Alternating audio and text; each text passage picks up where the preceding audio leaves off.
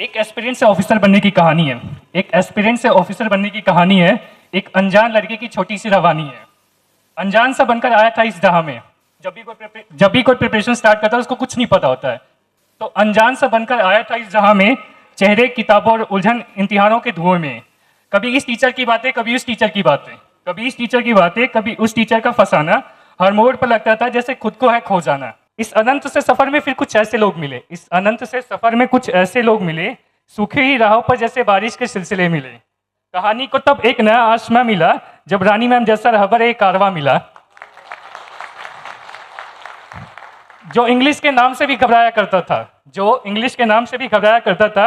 हर passage, हर grammar rule से कतराया करता था। अब वो क्लोज टेस्ट और आरसी से खेलता है। अब वो क्लोज टेस्ट और आरसी से खेलता है। पैरा जंबल की गलियों में बेखौफ टहलता है।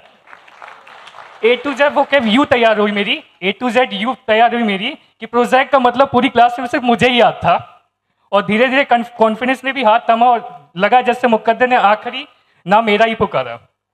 साथ में कई और अच्छे टीचर्स का सहारा मिला। हर गिरते हुए वक्त में उम्मीद का किनारा मिला। दिल ने कहा बस 2024 ही आखिरी जंग होगी। मुझे लगता है यहाँ पे सभी तो नहीं, लेकिन काफी लोग हैं जो 2024 में 1 नंबर 2 नंबर 0.5 से रह गए होंगे, तो वो रिलेट कर पाएंगे कि हर गिरते वक्त यह उम्मीद का किनारा मिला। दिल ने कहा बस 2024 ही आखिरी जंग होगी।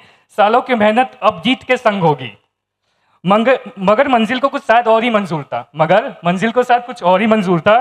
तकदीर के पन्नों में अभी थोड़ा सा फासला भरपूर था। रॉ रैंक मेरी 3000 थी। जब मैं 24 का रिजल्ट चेक किया था तो मेरी रॉ रैंक 3000 थी। तो रॉ रैंक 3000 से 20,000 का सफर भी देख लिया और सिर्फ 1.5 मार्क्स से सिलेक्शन रुकते भी देख लिया।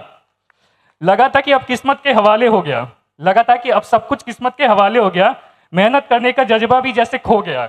उम्मीदों की शमा धीमे धीमे बुझने लगी और आंखों में हर थकान रोज उतरने लगी। फिर खुद को समेटा। मुझे लगता है सबने ही समेटा फिर खुद को 24 के बाद से।